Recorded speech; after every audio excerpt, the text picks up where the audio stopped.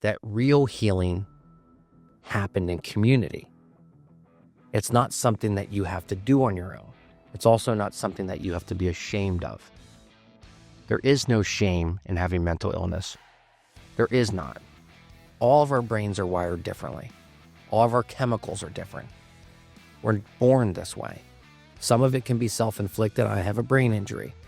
But ultimately, these are things that I necessarily can't control without community. Hey everybody, John Henry from the Good Hustle Podcast. Doing a little bit different of an episode today where I really want to talk about something that's grappling the entire world, especially the United States, with whether it's young people, people my age, older people. Some people might qualify as me as older, but it's really mental health challenges, widespread struggles with drug and alcohol, anxiety, depression, burnout. You know, I got sober many moons ago, and I can tell you that my journey didn't truly begin whenever I put down the drugs and the alcohol. You know, that was a big starting point for me, but I felt like I started to finally get better when I started doing some other things to help. So for a lot of people, it might be, just the conventional wisdom that, a pill, a medication, and 1 week therapy is enough. And for some people, that is to get help, to get mentally back on where they need to be, or to get away from addiction issues, whether it's, drugs, alcohol, sugar, pornography, anything you can think of, shopping, food, everything. I can struggle with anything and everything you put in front of me. So for me, and for a lot of people, these issues are a lot deeper than the drugs, the alcohol, the shopping, the food. They're rooted a lot deeper than just those things. And I can tell you early on in sobriety, when I got rid of the drugs and the alcohol, I thought, okay, that's it. I'm good. These are the things that I've done. I've gotten rid of them. Now I'm fine. I should be fine. I'm going to go to some 12-step meetings. I'm going to talk to a counselor, and I'm going to do this, and everything's going to be good. And that really did work for me for a year. And I started doing some speaking events, and I did my first one at like 6.5 months. And I really felt at that time that God was saying to me, hey, listen, I'm going to use you as a vessel to spread your experience, strength, and hope to help others. So for the last 16 years, I've done hundreds of speeches. And in the beginning of these speeches, I say the word I mention I, 10 times in the first 2 paragraphs. And people walk away from it like, oh, that was a great speech. Wow, what a story. But I've started to think over the last, 6 months to a year, are people actually pulling something from that? Is it helping them? Am I actually making this about the audience? Because if I'm not, then I'm not doing what I really feel like my heart wants me to do, and that's help other people. You can hear a great story and think, like I just previously said, wow, I can't believe that guy made it. I can't believe that woman, overcame that. But what is that person telling you that you're taking away and using in your daily life? So I started taking this class with Heroic, which is based out of Lambertville, New Jersey. And I joined their grad class after their core class. And I really want to start working towards doing more keynote speeches. And, they're really called performances, because it's just not me getting up in front of a group of people and sharing my story. It's about me, like I said, getting up in front of them and then being able to pull something from it to take home with them, to help out somebody they may know if it's not them. My numbers may not be perfect yet. I'm still doing research, but there's 45 roughly % of adult Americans that either suffer from some type of anxiety, depression, burnout, suicidal tendencies, anything. 45%. 26% of adults at some point in time in their life have struggled with some type of substance abuse, whether it's drugs and or alcohol. Now, I'm part of both of those classes, and I still struggle today with all of it. I don't use drugs and alcohol, but it's still a struggle of mine. I've never gone through with actually trying to commit suicide, but it's still a struggle thought of mine. I can still go into deep holes. I can still have trouble getting out of bed for days at a time, for hours at a time. I just want to go home and hide. And those struggles are real because there's still mistakes that I make today that I don't know how to handle. And going through some programs that I've gone through, there's a thing that we have to do called a searching and fearless moral inventory. And it's something I've really skirted around for the past 16 plus years.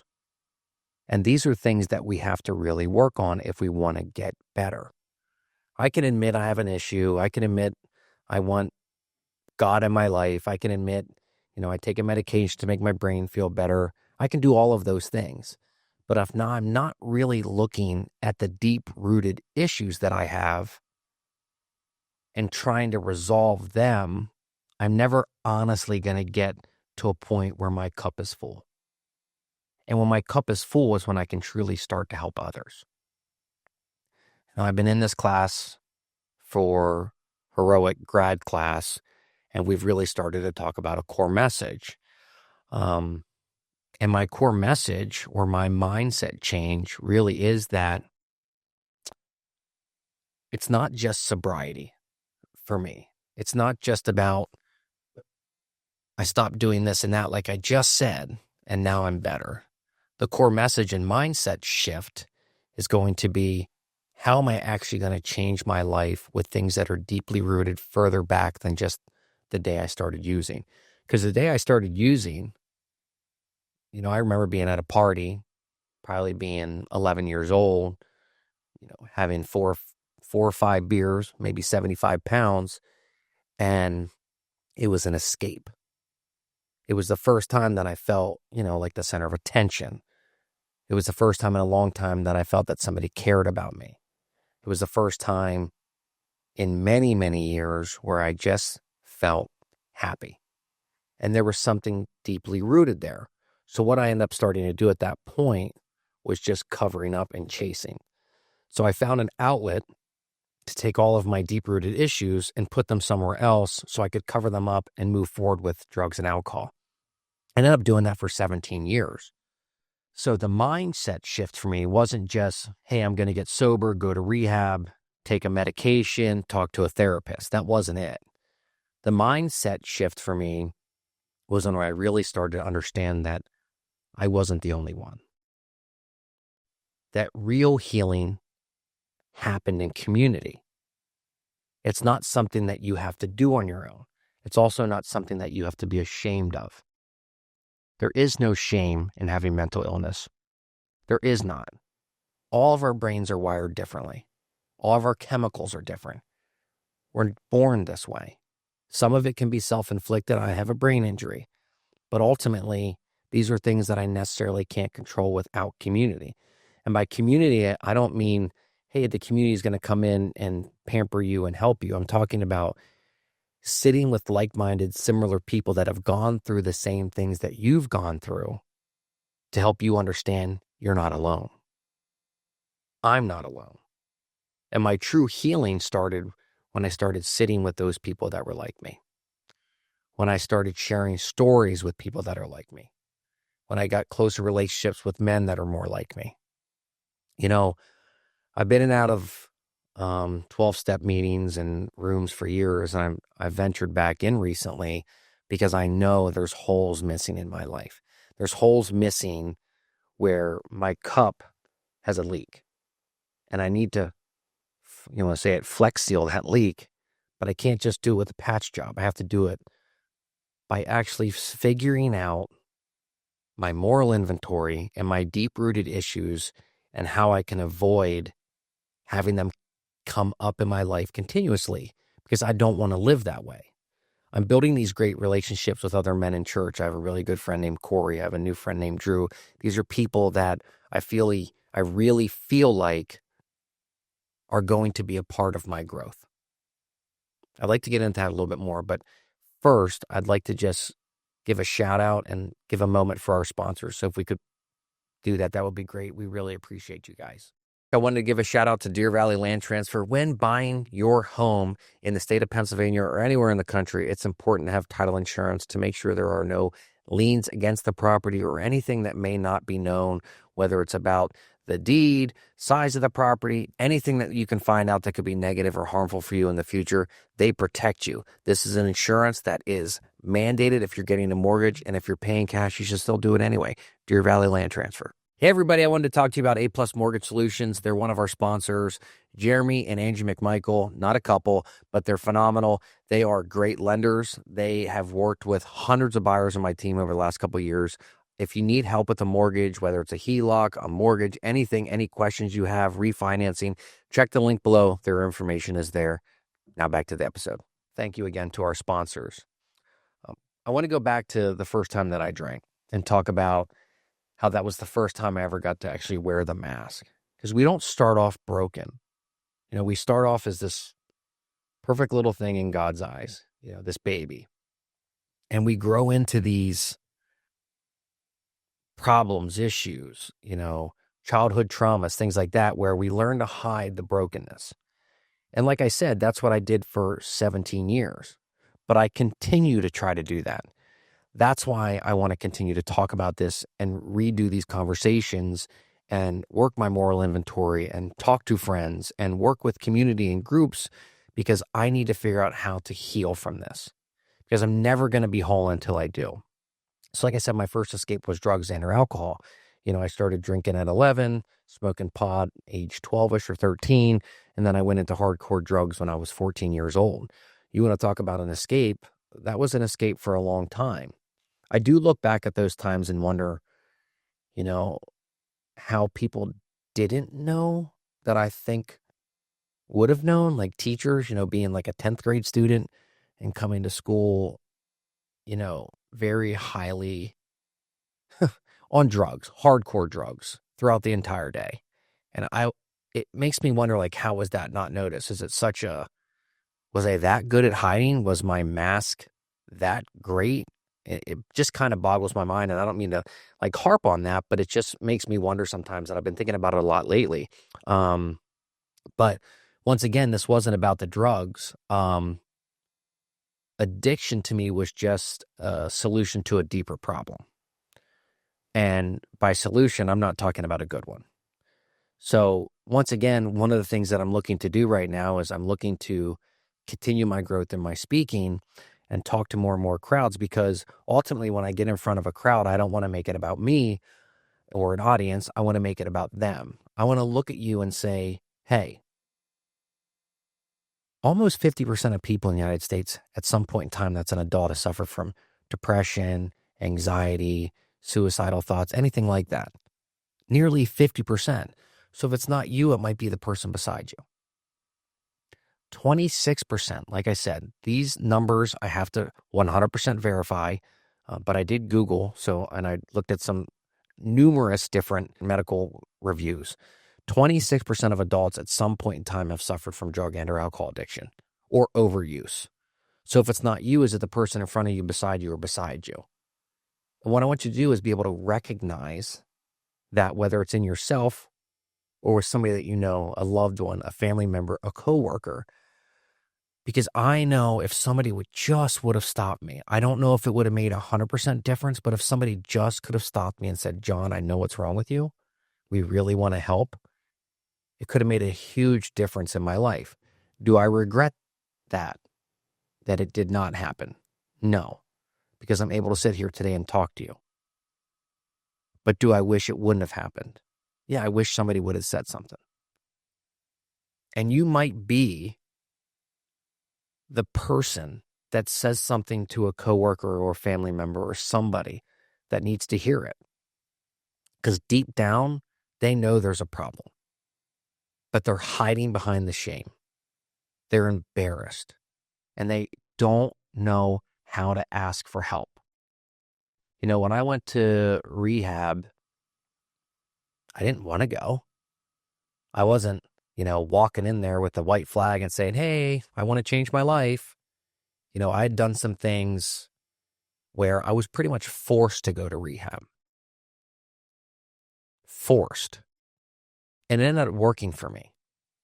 When I was in the program, which was local here in Pennsylvania, there's around 35 guys in and out of that program during that time period. There's only been one person that continuously stayed sober the entire time since then. One. And you're looking at them. And there's been at least 5 of those guys have passed away. They told us, 1 in 10, and the number was higher than that. But when you hear that number, when you're in a facility where they're trying to help you, you don't believe it. Luckily for me, I was one and done. But there's people all around that do 10, 3, 6, 15, 20 years sobriety, mental addiction or mental health, things like that, where they're doing a lot better and they fall off the wagon. And I don't want to be that person. I don't want to be the same John I was yesterday either. I don't want to be the same John I was when I was 14. I want to grow and move forward. And the roots of addiction often start way before the first drink, obviously. That's just a symptom of the disease, a symptom of our issues. The same thing with, shopping. Kind of a funny story. We raced and ran BMX bikes when we were kids. And last year, I found the bike that I always wanted when I was a kid that I couldn't afford. It's an antique. So I bought it. Then I bought another antique. And then I bought another one. And another one. And at some point in time, my wife was like, wow, you have 4. But what she didn't know is that I had 15 hidden in the buildings behind her house. Straight addiction. Same person, different type of addiction. I don't want to be that person. Is there somebody that you know, somebody that you care about or work with, that you see these, that you may just want to say something? Put a bug in their ear. Tell them they're not alone. And like I said, that mind shift change for me was really in community. And once again, I will reiterate that is talking with groups of people or other people like yourself. Because I remember when I went to rehab and went to 12-step meetings and heard people's stories, and I thought I was alone. I thought, well, I'm the only one that's ever done this. I kept hearing my story over and over again in different groups, different rooms, different people, different friends. When I got honest, they got honest. They told a story. I was like, wow, it sounds just like something I would have done or something that I did do. And that's what I mean by community. And that mind shift, that core message that this one-stop shop, fix all, take a pill, see a single therapist is going to fix you might not be the way. You might need something more. Like I always said, especially in early sobriety and continuing on through now, it takes a team to help people like myself. It takes a village. Yes, my doctor's been amazing. Yes, I do take some medication for my brain. But I also rely on people like me and community to get the help that I need.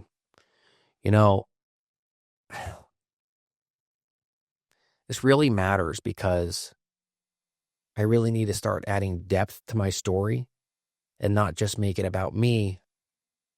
I want to tell this story so when you hear it, you hear something about you. Because then you can honestly feel like I'm not alone.